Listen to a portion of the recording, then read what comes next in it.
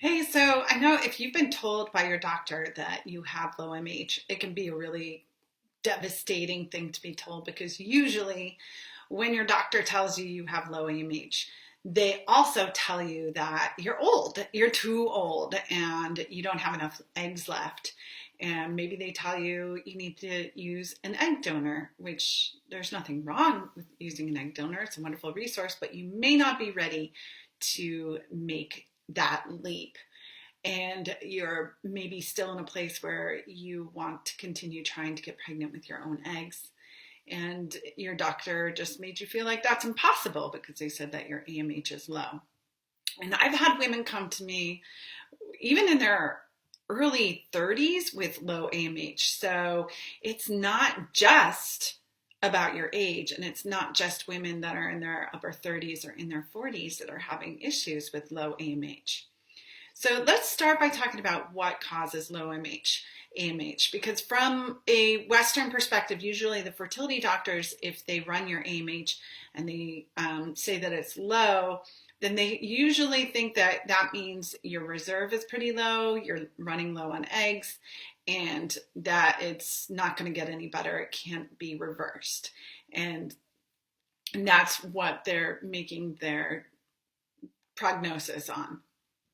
But the thing is, like I just mentioned, I've seen women in their early 30s with low AMH levels, and it wasn't because they were going into early menopause. It was because they had been on the birth control pill for 10 years, 15 years. I remember one woman came to me. She was in tears. She had just gone to a fertility specialist. They told her AMH was like, I think it was zero point 0.3, if I'm remembering correctly.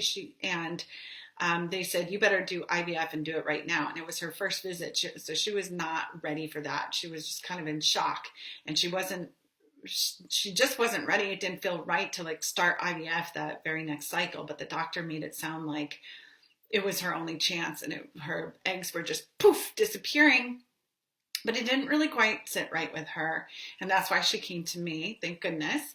And the doctor also told her that she had a 0% chance of conceiving naturally and like a 1% chance of getting pregnant with IVF based on her AMH levels. And this woman, again, I think she was like 31 years old. She was quite young and otherwise pretty healthy. But she had been on the birth control pill for a long time. And what the birth control pill does is that it decreases circulation to your ovaries and your uterus as well. That's why you don't have much of a uterine lining when you're on birth control pill, and maybe even skip periods, because the birth control is essentially shutting down your reproductive system. So then when women come off the birth control, it's still circulating through their system, it's still affecting their hormones, and it's still affecting their reproductive health. So during this time, the ovaries weren't awake, so to speak. They were basically sleeping. And the ovaries communicate to the brain through the pituitary gland. And so when you're shutting down the system, the communication is also shut down. So basically the ovaries are getting the signal from the brain, hey, stop pulling eggs out for ovulation, shut down production, essentially. Because the truth is, even though your AMH level may be low, a doctor really has no way of knowing how many eggs you have left. We're born with millions of eggs. From the time we start ovulating, getting our period, we go through eggs every single cycle. So by the time we go through menopause, we do have a significant amount less than when the eggs that we were born with. But no doctor really knows how many eggs you have left. So it's really, the AMH is just representing how many eggs your ovaries are recruiting for ovulation each month. So every month your ovaries say, let's pull in some eggs, and then we'll determine out of that bunch of eggs, which one is the best one to push through all the way to ovulation. But if your ovaries are pretty sleepy, then they're just like, oh, we'll just pull like 1 or 2 or 3 eggs. We're not going to pull a lot here. But once you wake up your ovaries, then they can start pulling more. But regardless, even if they're not pulling a lot more, it's a matter of pulling a good one, right? And supporting the maturation process of that one egg. So you have one, it only takes one good egg to get pregnant. But what happens is a lot of times once you, support your health and get your body really ready for pregnancy, then your AMH levels can improve. So for some women, it can be that they took some kind of synthetic hormones or they have some hormonal imbalance. Could be, from doing fertility drugs. It can be from birth control. It can be from things that you eat, from pesticides, things in the environment, so on and so forth, that can have too much toxic estrogen in your system that can affect your hormonal imbalance. But what else can also affect how alive and well-functioning and vibrant and awake your ovaries are is stress, diet, sleep, circulation to your ovaries, lifestyle, how you are basically supporting your body. How you're supporting your body is how you're supporting your ovaries. So think about it like this. If you're really tired, if you're really stressed out, if you've been eating a bunch of junk food, you haven't been getting sleep, maybe you're also putting some toxins in your body, are you going to be able to go, recruit people for hey, everybody, come on, let's go, let's have a party, let's, get together and do something? No, you're going to be like, oh, I just need to nap and conserve my energy right now. So I can't get people together to accomplish this goal. It's just, I don't have the bandwidth. That's basically what your ovaries are saying. They don't have the bandwidth to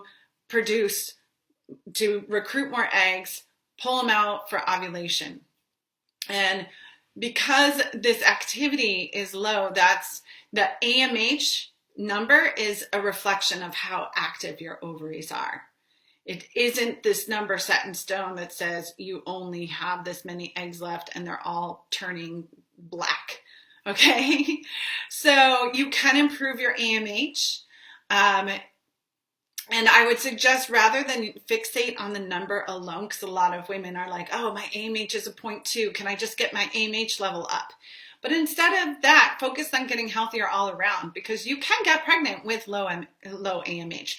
By the way, that woman that her doctor said that she had no chance of getting pregnant naturally and 1% with IVF, she got pregnant naturally the very next month after 1 month of working with me, naturally. Okay, so, and she didn't even have time to increase her AMH levels. She just got pregnant.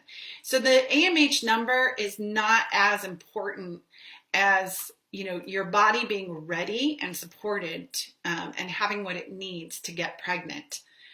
So you really want to get healthier. And I've definitely had women whose AMH levels have improved following my methods, but obviously you're not trying to just improve a number. You're trying to get pregnant. That's what you want. And sometimes just focusing on that number alone can get really stressful. Same thing with FSH. I've seen women with high FSH, pretty high FSH, like in the 50s, getting pregnant naturally, as well as with IVF. So yes, you do want to support yourself to get those numbers within, closer to normal limits. But really the main focus is to get your body ready, prepare your body, get it nice and ready for pregnancy, and, and feel better all around. So if you want to know my method, I have a 4-step fertility reset method to get you healthier, get you ready for pregnancy. And you can sign up for my free masterclass to learn about my 4-step fertility reset method in the link above this video. And I hope to see you there. Okay, bye.